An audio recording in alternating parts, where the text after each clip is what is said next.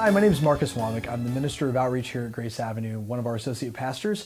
And it's my joy to be with you talking simple generosity today. And I am joined by Rani Guerra, who's been a member of our church for a few years. She shared some of her story of generosity in worship before, and we wanted to invite her to share her story in worship again this weekend.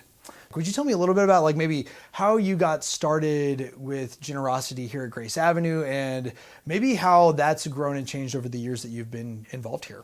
Sure, yeah. So Rani and I kind of dabbled in church for the first decade of our marriage. We weren't there every Sunday. We didn't really find a church home.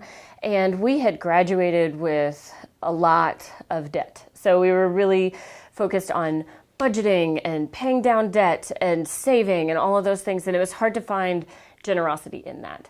And when we joined Grace Avenue, we started from a place of just trying to break even from what we were taking from the church. Okay.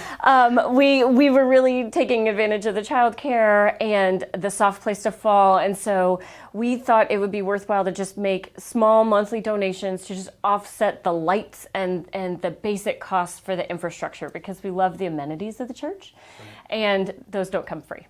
And the staff's phenomenal, but that comes at a cost. Mm-hmm. Would you talk some maybe about maybe some of the faith connections there of giving, or maybe even where you've experienced, you said maybe starting out of some obligation and some sense of, we're taking advantage of this, we want to contribute to it. What does it look like to give out of joy as well as that? Well, I think that's what came from the growth, the spiritual growth, right? And so I think that we had always felt like you could be charitable, but in actually coming to church and being around people who are inspiring us and talking about what is that higher purpose, it creates a different conversation. And so we've moved beyond just the transaction of giving back the amount that we're taking and moving to what can we do? Mm-hmm. If we put all of our time and little dollars together with what everybody else is doing, what kind of difference can we make in the world? And it's overwhelming because there's a lot of need out there, but this church does a phenomenal job of saying, you don't have a day, here's what you can do in an hour.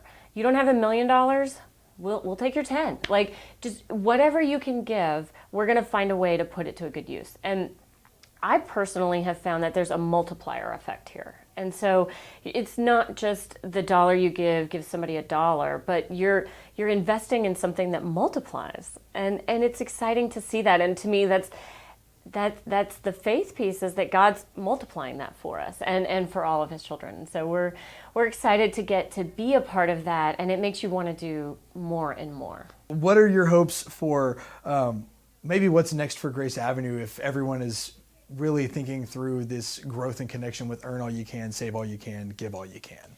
First of all, I have to say I love what Grace Avenue is doing today. So my number one goal for Grace Avenue is to keep up the amazing work that we're doing. And so I don't want to undersell how much we're doing. And there are so many things, and it brings me such joy to see what we're able to do. With the little that we're able to contribute, it builds to this bigger purpose. So it's exciting to me that we're local, we're international, we're working on eradicating homelessness.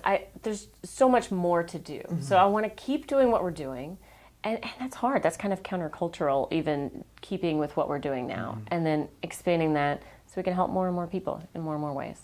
Awesome. I think that's all wonderful. Thanks for offering your perspective and your story and sharing that with the broader congregation as well. I think there's a lot to connect with and learn from and be inspired by from you sharing your story. So thanks, Rani, and we hope that you consider your steps in simple generosity with your church family.